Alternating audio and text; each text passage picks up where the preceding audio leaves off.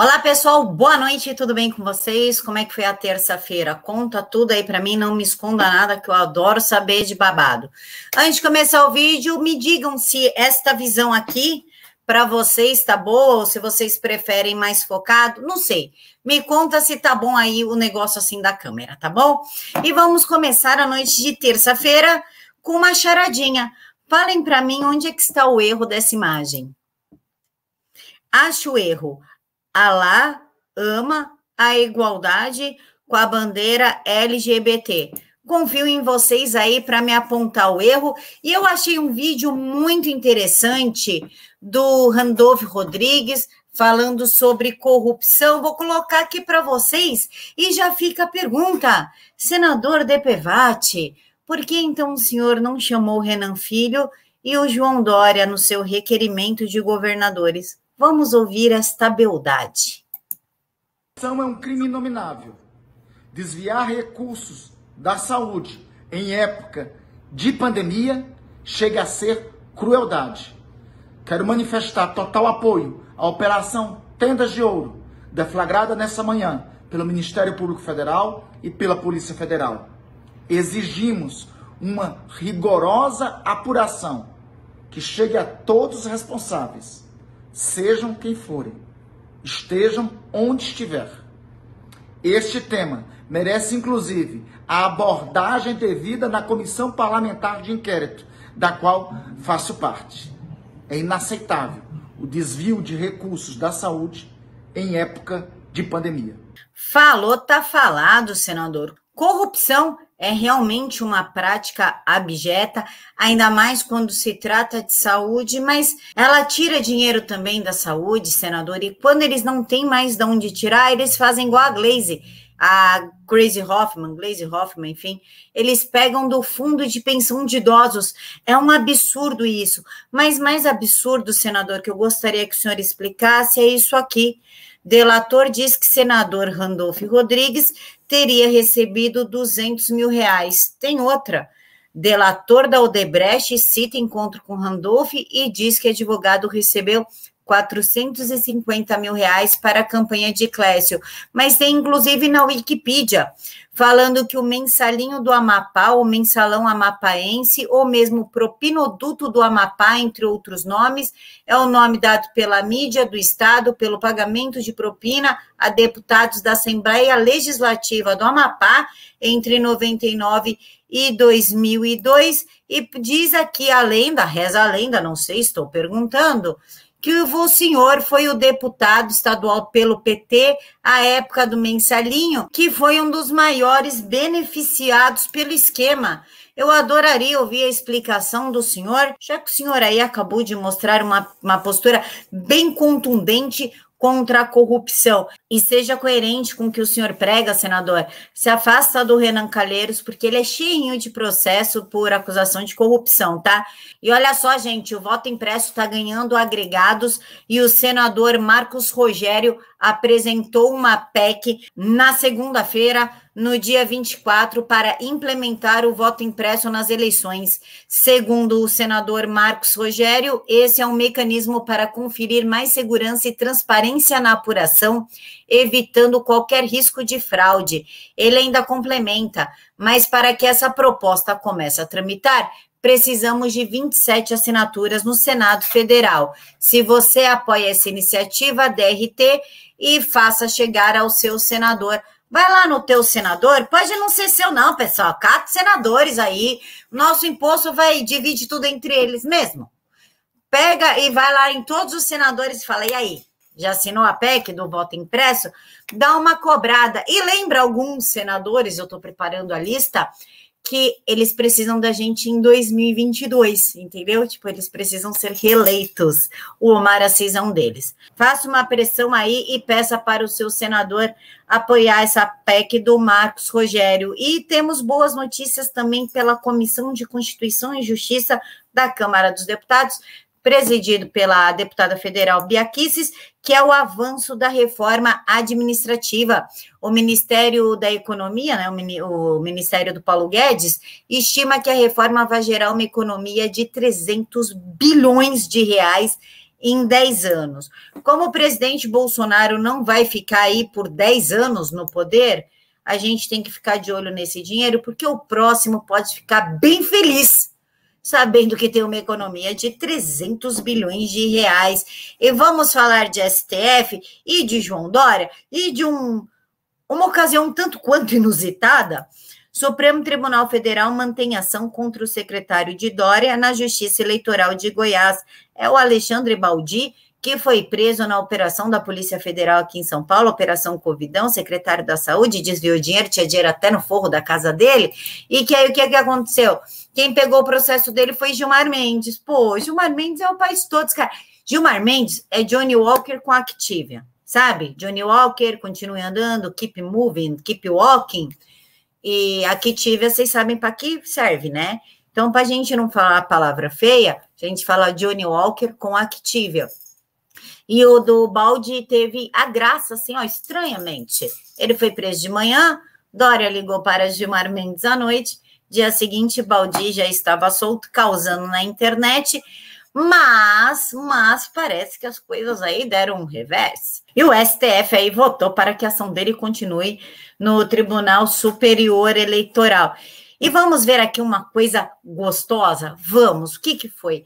A doutora Mayra na CPI, dando uma aula para o senador Otto, que não aguentou e tentou interrompê-la. Vamos assistir. Como o senhor mesmo disse, essas medicações são usadas, uma desde 1934, a outra desde 1947. O Brasil, o senhor sabe, é o maior celeiro do mundo de experiências com uso de cloroquina e hidroxicloroquina na Amazônia. E eu conheço bem a Amazônia, eu faço missão embarcada, de passar 10 dias no Rio Negro, todo mundo toma essas medicações. Eu sou portadora de uma doença autoimune que fiz uso do Reuquinol, a hidroxicloroquina, por anos. A gente precisa deixar bem claro a segurança dessas medicações. Eu vou citar só 3, ivermectina, cloroquina, hidroxicloroquina, a gente já sabe. A gente tem trabalhos publicados com 96 mil pacientes seguidos do uso da hidroxicloroquina e da cloroquina sem arritmias. E quando eles têm arritmias, são arritmias que não provocam alterações sistêmicas graves. Essas medicações são seguras. Então, a gente está falando aqui, senador, do uso por 5 dias dessas medicações, que já tem segurança, porque elas já foram usadas em outras doenças, e que o próprio Ministério da Saúde já recomendou para outras doenças virais, para as arboviroses. Eu trouxe para o senhor um protocolo de chikungunya, em que o Ministério da Saúde preconiza É vírus, senador. Chikungunya é vírus, causou um desastre na sociedade. Não, senador, o senhor falou de antiviral. Presidente, não vai ter um debate aqui sobre... É porque eu queria terminar a minha fala. Covid e cloroquina. Chikungunya é uma arbovirose, Vamos senador. fazer isso aqui hoje? Mas é porque o Ministério da Saúde já preconizou oficialmente 600 miligramas de hidroxicloroquina, podendo ser usado até por 5 anos. Senador, está aqui o protocolo. Presidente, Chikungunya, 5 anos de uso de hidroxicloroquina com 600 miligramas, e a recomendação é: não há necessidade de seguimento eletrocardiográfico. Presidente. Não, senador, o senhor falou de efeitos antivirais dessas medicações. Isso aqui é um protocolo que passou pela Conitec. Para o coronavírus, a gente tem atividade in vitro. Senhor presidente. Senador, a gente precisa usar esse espaço aqui para esclarecer a população. É o único espaço que eu tenho. Pois não, senador Marcos. Só faltou eles falarem assim: pelo amor de Deus, presidente, faz essa mulher calar a boca, o senhor tá de brincadeira? Ela tá estragando a CPI, presidente. Corta o microfone dela, presidente.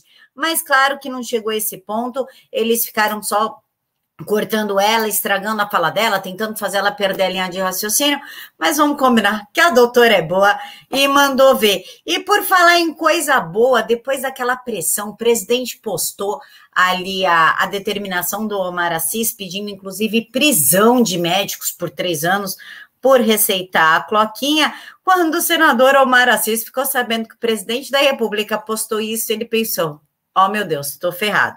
E aí, o que ele fez? Ele voltou atrás, claro, porque essa gente é assim, né? Vê que o negócio pegou proporção, é melhor, né? Eu não estou tão seguro assim da minha decisão, olha só, fui levado a erro, vamos repensar.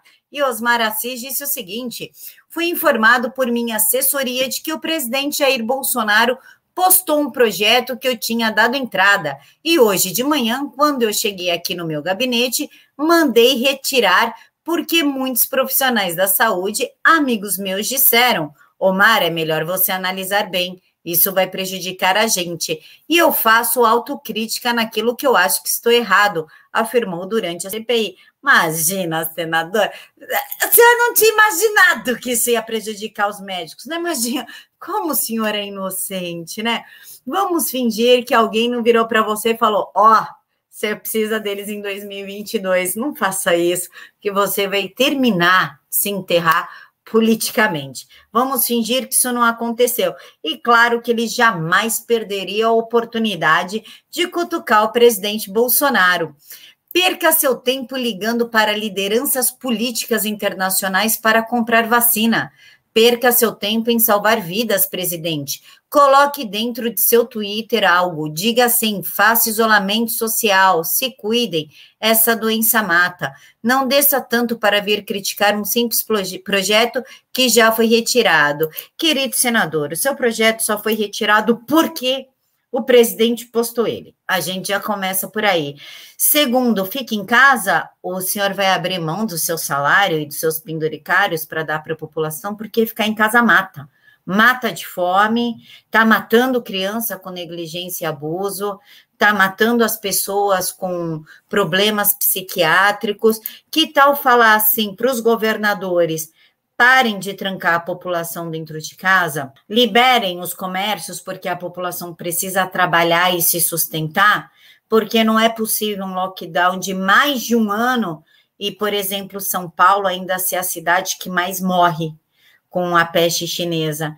Que tal, senador? Fica a dica aí, porque é muito fácil o senhor falar: por que você não defende o isolamento social e o fique em casa, quando você tem um salário de mais ou menos, contando com seus penduricários, R$35 mil. E temos aqui uma boa notícia para o estado de São Paulo. Atenção, paulistas.